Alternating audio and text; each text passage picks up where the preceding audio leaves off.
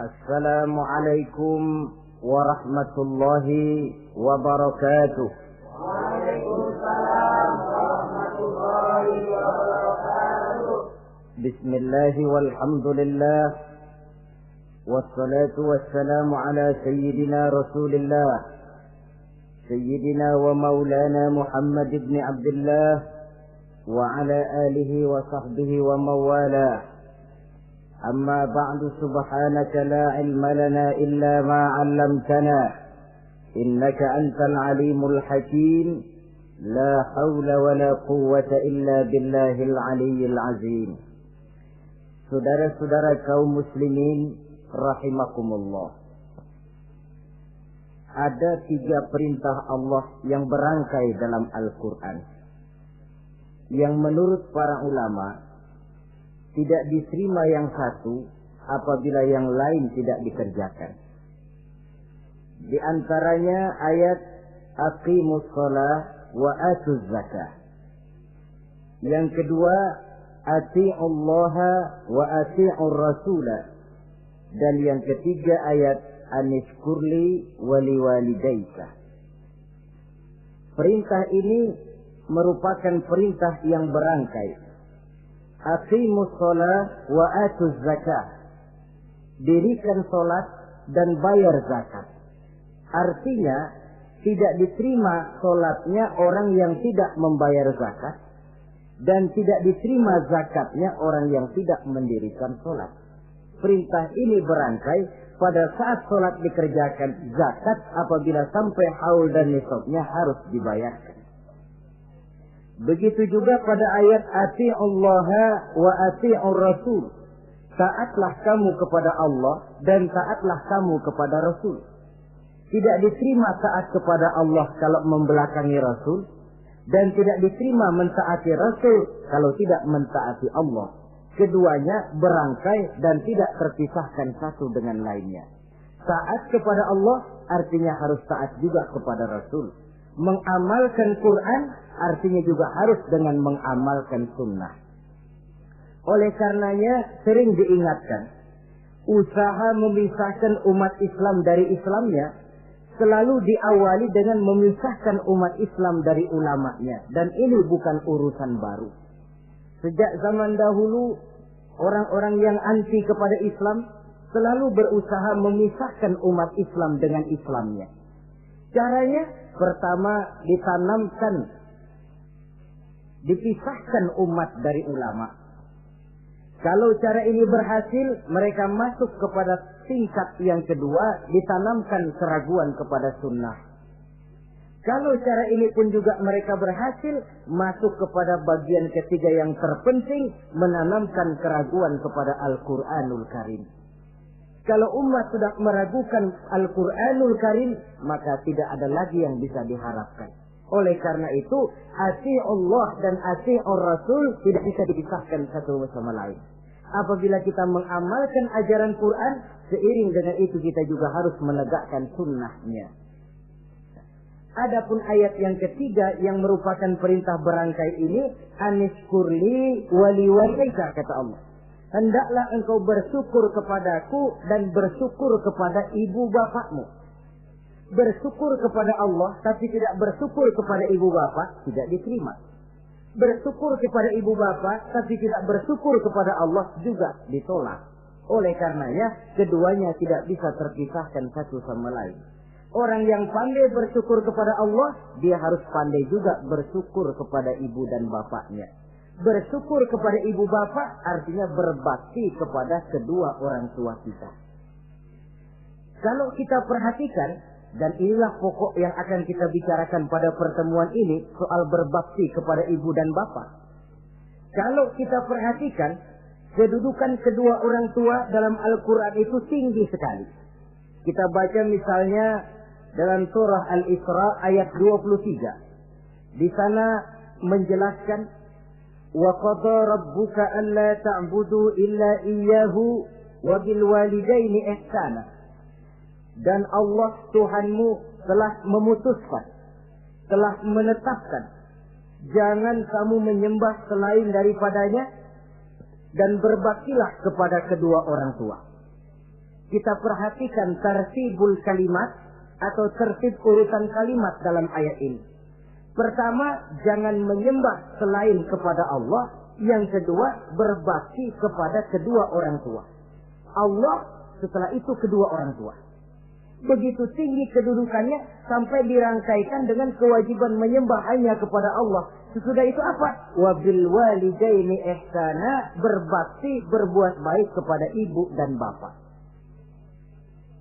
Lalu dalam surah An-Nisa ayat 36 kita temukan wa'budullaha wa la tusyriku bihi syai'a wa bil walidaini ihsana.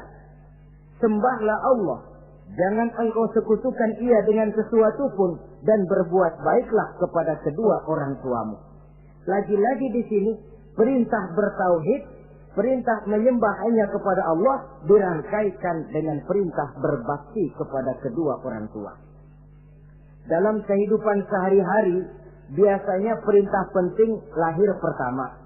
Perintah penting kedua lahir pada urutan kedua. Dari segi prioritas kita bisa melihat tingginya kedudukan kedua orang tua kita di dalam kehidupan ini. Lalu orang tua adalah bapak dan ibu. Keduanya mempunyai peranan yang sangat besar sejak lahirnya kita ke alam dunia ini sampai kita meningkat menjadi anak-anak, remaja, dewasa. Bapak misalnya kita lihat sibuk mencari nafkah. Ia pergi pagi, pulang sore, peras keringat, banting tulang. Karena cita dan harapan agar anaknya kelak hidup lebih baik dari dia sekarang ini. Dan untuk itu dia rela peras keringat, banting tulang. Seolah-olah dia berkata, ayahmu biarlah kaki jadi kepala, kepala jadi kaki, asal kau kelak jadi orang. Yang kadang-kadang setelah kita sang anak ini jadi orang, sering lupa kacang akan kulitnya. Sehingga boleh jadi orang lalu berkata, kalau orang tua kaya, anak jadi raja. Kalau anak yang kaya, orang tua sering jadi budak. Orang tua kaya, anak jadi raja. Apa yang dia mau jadi kenyataan. Tapi kalau anak yang kaya, kadang-kadang orang tuanya yang jadi budaknya. Lalu di samping sibuk mencari nafkah, bapak juga memberikan perlindungan dalam kehidupan ini. Menjadi simbol wibawa yang pada suatu saat kita akan merasakannya kalau dia sudah tidak ada. Begitu barangkali kecenderungan orang. Seperti kata Imam Al-Ghazali, kamu baru merasa pentingnya suatu nikmat kalau dia sudah hilang dari diri kamu. Kita baru terasa pentingnya sehat kalau lagi sakit. Baru tahu pentingnya gigi kalau lagi sakit gigi. Baru tahu pentingnya telinga kalau lagi budak. Tetapi pada saat normal, kita menganggap itu sesuatu yang biasa. Bukankah keberadaan seorang bapak dalam hidup ini, di samping dia pelindung, juga menjadi simbol wibawa dalam kehidupan di masyarakat. Orang sering berkata, gue bukan takut sama lo, gue segan sama orang tua lo. Masih ada yang disegani, masih ada yang dihormati.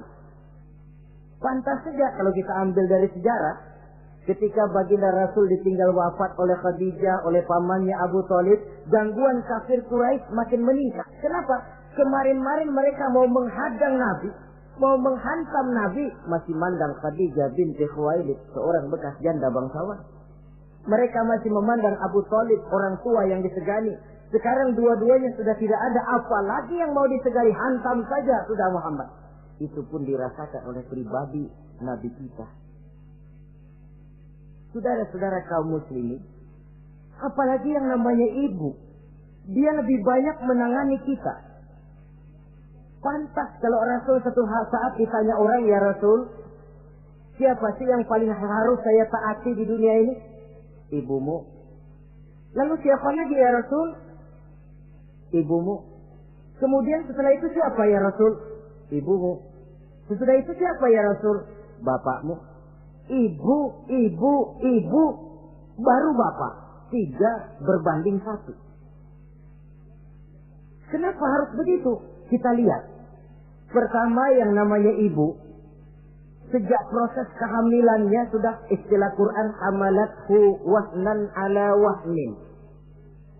dia mengandung kita dalam keberatan yang bertumpuk di atas keberatan. Berat kuadrat.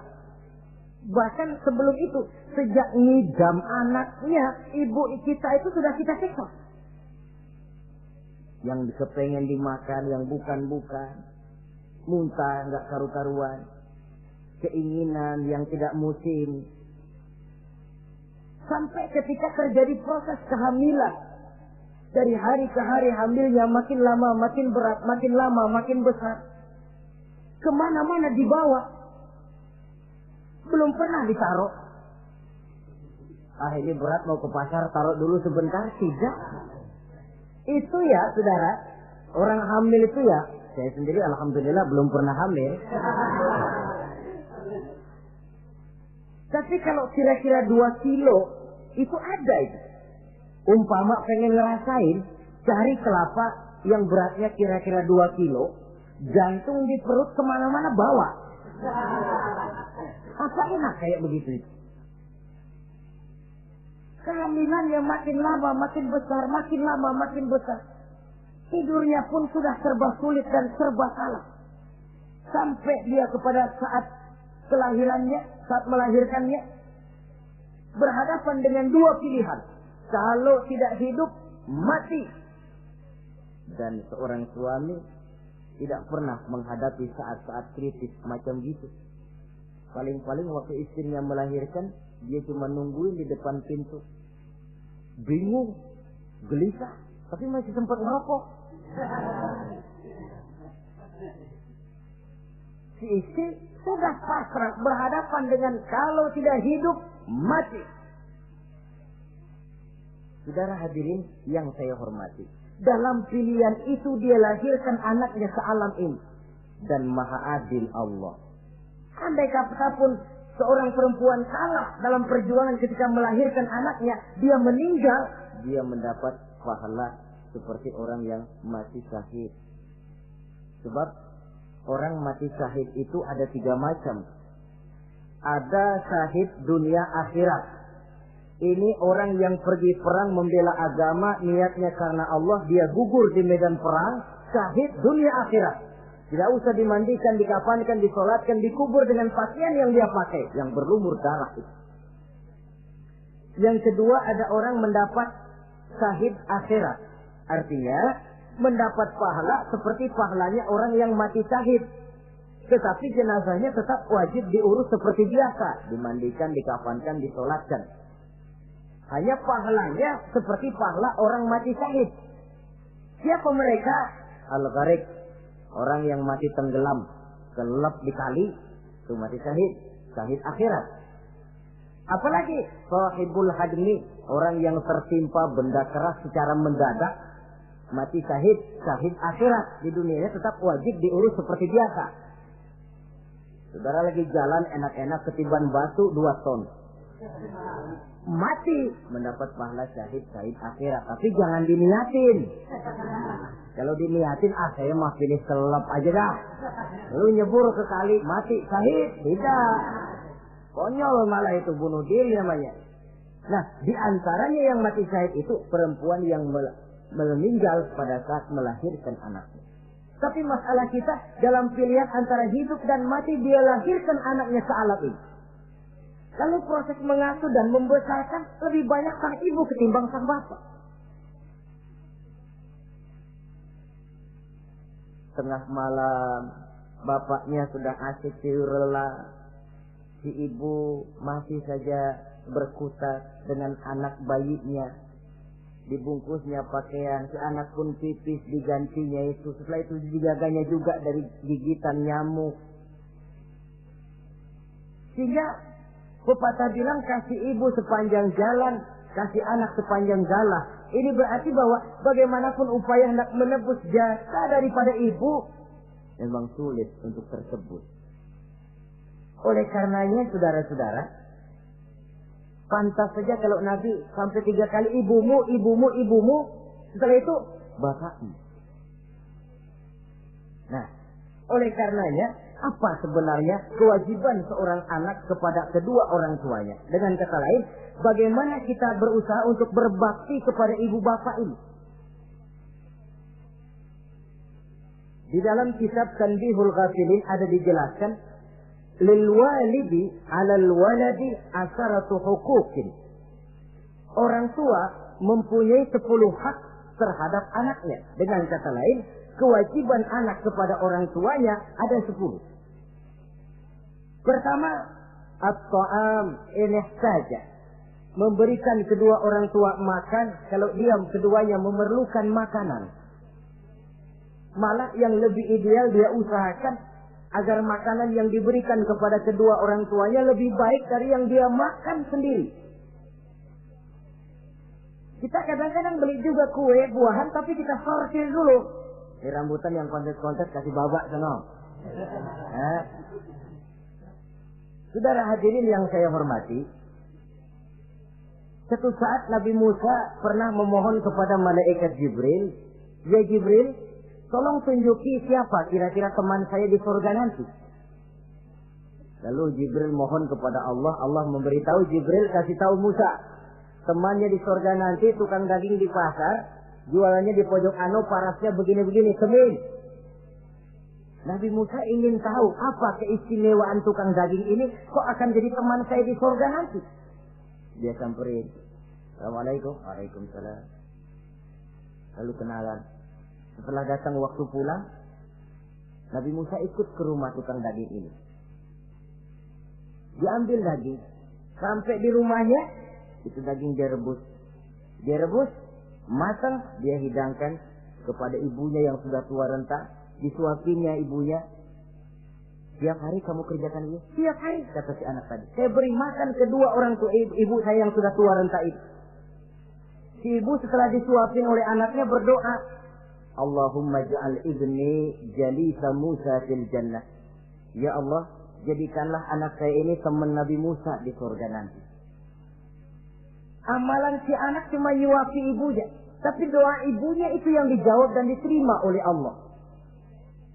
Si ibu berdoa, "Ya Allah, anak saya ini jadikan teman Nabi Musa di surga nanti." Allah kabulkan doa ibu yang tiap hari disuapi diberikan makan oleh anaknya. Jadi taruhlah kita sebagai anak ini, ibadah kita barangkali menyebabkan doa kita belum begitu diterima oleh Allah. Permohonan kita barangkali masih nyangkut di langit. Tapi kalau kita bisa menyenangkan hati ibu bapak kita yang mendoakan kita, insya Allah makbul.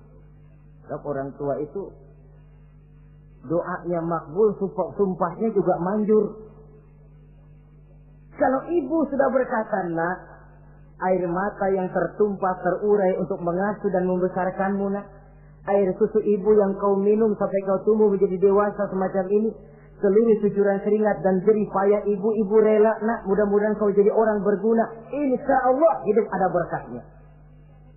Tapi kalau hati orang tua sudah masgul, apalagi sampai keluar sumpahnya, banyak legenda-legenda, entah itu yang namanya si Malin Kundang, anak durhako, entah itu riwayat-riwayat lain yang menjelaskan bahwa tidak ada keberkahan yang bisa tegak tanpa doa dari ibu dan bapak. Saudara-saudara kaum muslimin yang saya hormati, memberikan makan kepada kedua orang tua. Sekarang kalau kedua orang tua mampu bagaimana? Tidak jadi soal. Tidak jadi soal orang tua mampu atau tidak kita memberikan, mengirimkan makanan. Apalagi kalau orang tua kita sudah lanjut usianya, ialah kalau umur 40-50 tahun masih bisa makan sendiri. Tapi pada saat saudara yang berbahagia dikaruniai orang tua berumur panjang, 70, 80, 90 tahun, sesuai dengan janji Allah, "Wa man nu'ammirhu nunakkishu fil khalqi." Siapa yang kami panjangkan umurnya, kami kurangi bentuk kejadiannya. Artinya berkurang nikmat Allah itu.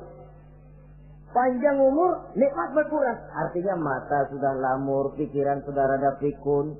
Nunakkishu fil khalqi. Berkurang kejadian asalnya itu. Kesempurnaannya sudah tidak ada lagi. Mengurus orang tua macam begitu memang kalau nurutin pegelnya ya makan nasi. Kadang-kadang karena pikun pagi-pagi pengen kita beli es puket. Makan. Lagi zaman susah tukang bubur kepengen makan bubur. Tapi di situ ujian. Begitulah dahulu orang tua kita melayani kita dikala kita belum masih merah, belum bisa berbuat apa-apa, belum punya pilihan. Tapi mereka sabar, mereka ikhlas. Tidak sabarkah kita? Tidak ikhlaskah kita di hari tua mereka? Kita mengasuh dan melayani mereka. Kadang-kadang karena rewel, anak ketelepasan omong. Udah tua, rewel aja. Hancur hatinya. Dalam keadaan tidak berdaya, mendapat kata yang tidak enak lagi dari anak-anaknya. Saudara hadirin yang saya hormati, jadi soal orang tua mampu atau tidak memberi makan, itu bukan soal, tapi kewajiban anak memberikan makan kepada kedua orang tuanya. Ini kewajiban yang pertama.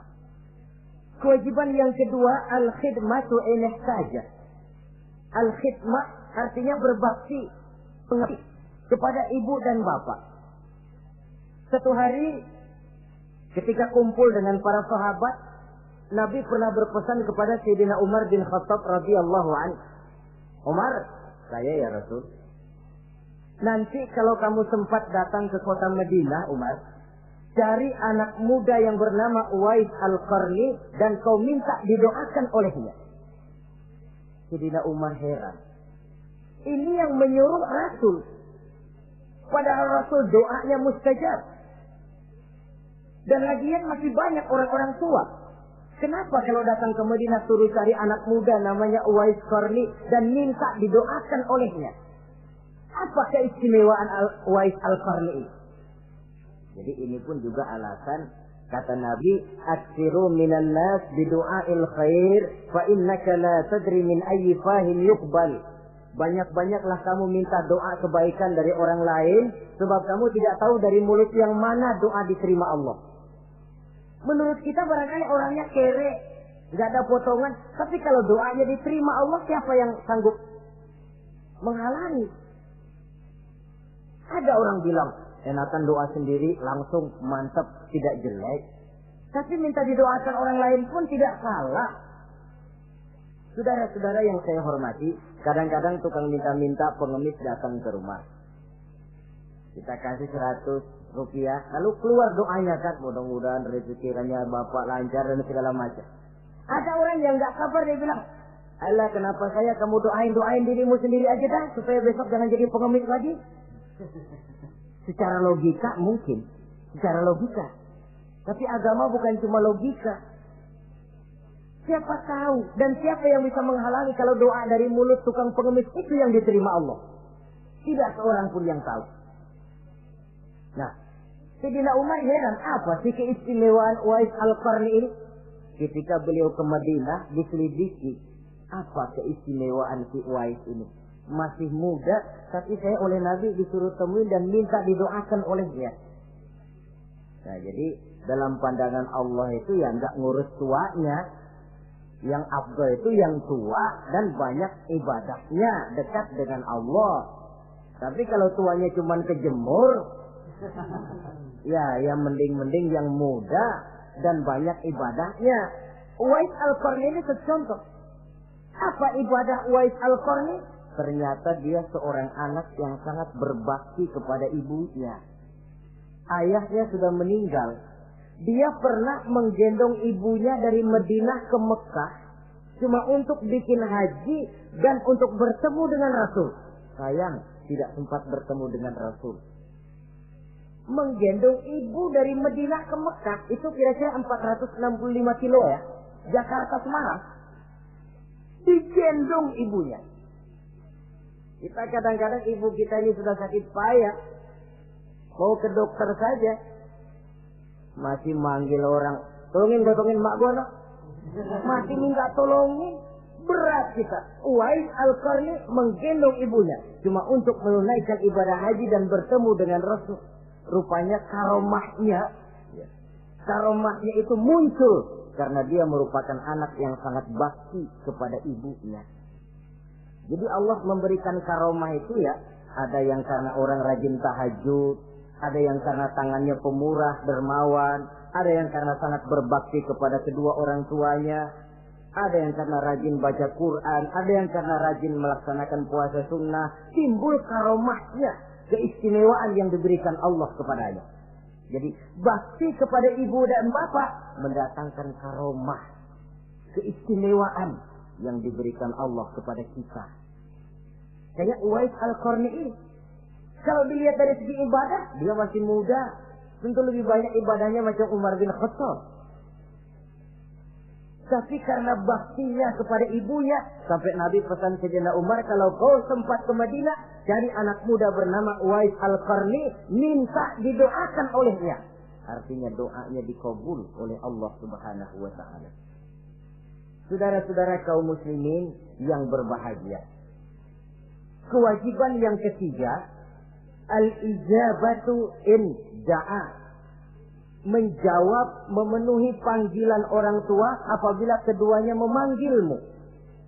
Menjawab panggilan kedua orang tua. Dan cara menjawab ini pun Al-Quran memberikan tuntunan etiknya.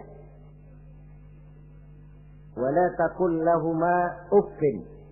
Jangan kepada kedua orang tuamu ngomong uff. Uff, hus, oi. Itu dianggap kurang etis. Saudara hadirin yang saya muliakan, menjawab panggilan orang tua merupakan kewajiban anak dan merupakan hak dari orang tuanya. Dia berhak untuk dijawab panggilannya dan anak berkewajiban untuk menjawab panggilan orang tuanya. Mari kita ikuti satu riwayat bahwa ada seorang anak muda yang soleh, tekun melaksanakan ibadah, namanya Jurayj. Satu hari Jurayj ini sedang sholat sunnah. Ketika dia sedang sholat itu, ibunya manggil, Jurayj, kan? Jurayj, sini sebentar. Ibunya rupanya tidak tahu kalau Jurayj sedang sholat. Mendengar panggilan ibunya, Jurayj bimbang dalam hati. Allahumma ummi am sholati. Ya Allah, sembahyang saya terusin atau panggilan ibu yang saya jawab? Saya sholat sunnah, tapi menjawab panggilan ibu wajib. Mana ini? Bimbang. Dia, ibunya manggil lagi, Jurayj ta'ali, Jurayj sini. Makin bimbang. Allahumma ummi am sholati. Ya Allah, yang mana? Sholat terus atau menjawab panggilan ibu? Rupanya dia pilih sholat terus, saudara-saudara. Dia tidak jawab panggilan ibunya.